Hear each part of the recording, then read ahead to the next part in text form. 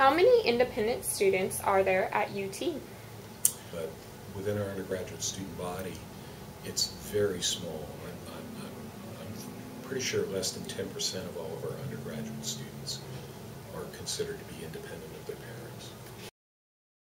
When a student completes the FAFSA, they indicate what their age will be. And under federal law, if the student's not going to be 24 years old when they start, if they are married, or if they have dependents of their own, or if they're a military veteran, or if they're a graduate student.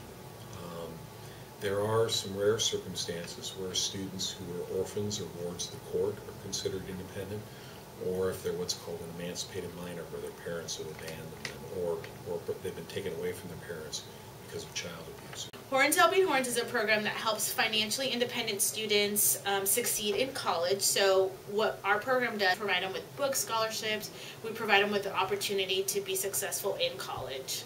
Do you think that the university does enough to help you out as an independent student? I think with certain things, yes. It's really hard to find information as far as what you need to do every year. For example, my first year I sent in all the paperwork that I needed, and my second year when I had to renew my FAFSA like everybody else, I assumed that they would just keep my paperwork and that was enough. But I didn't. I filled out my FAFSA in February of my freshman year and didn't find out until end of May, beginning of June, that they were missing any paperwork at all. That kind of set me back and caused a lot of unnecessary stress that could have been avoided if more educational resources were more easily accessible to students that need that type of information. Horns Helping Horns, I didn't even know the group existed until summer orientation before I started my freshman year, and they contacted me and they helped me out. I think they do have a lot of programs that help you, like Horns Helping Horns, and I know there's other programs, but I think that they do try their best to help out. How did Horns Helping Horns get started? So Horns Helping Horns got started through Kim Halliburton, who is the president's wife.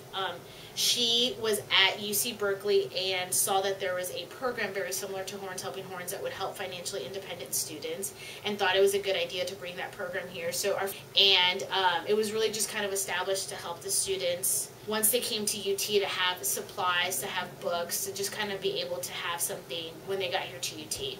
How did you become an independent student?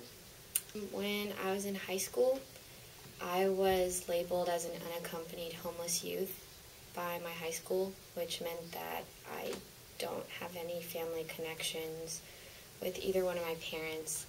And I was completely self-sufficient. I worked a full-time job as a waitress. I worked from like 9 till 6 in the morning, waiting tables, did homework for 3 hours, went to school all day, got home, went to sleep, and did it all over again. And this high school homeless liaison labeled me as an unaccompanied homeless youth, and then whenever I did the FAFSA, one of the questions on it is, are you labeled as an unaccompanied homeless youth by a homeless shelter or your district's homeless liaison? So I sent my paperwork in for that, and then you have to have a few testimonies. You have to write a personal testimony about yourself and how you ended up in that situation, and then 2 more from third-party sources that know a lot about your situation.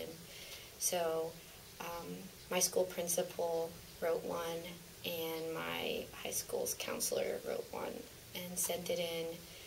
I'm testifying to the fact that I'm not lying. Whenever I first started not living with my parents anymore, one of my teachers in high school directed me to communities in school and had me fill out like who I was living with, why I was there, and then they like certified me as independent or homeless.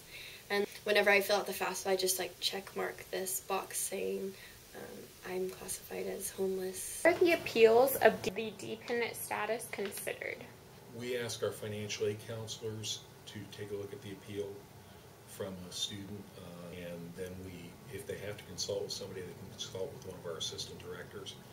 We have set up some fairly straightforward guidelines for what our staff need to ask for in terms of documents to verify things. So the student gets a faculty or staff member that's a mentor. So we provide them with computers.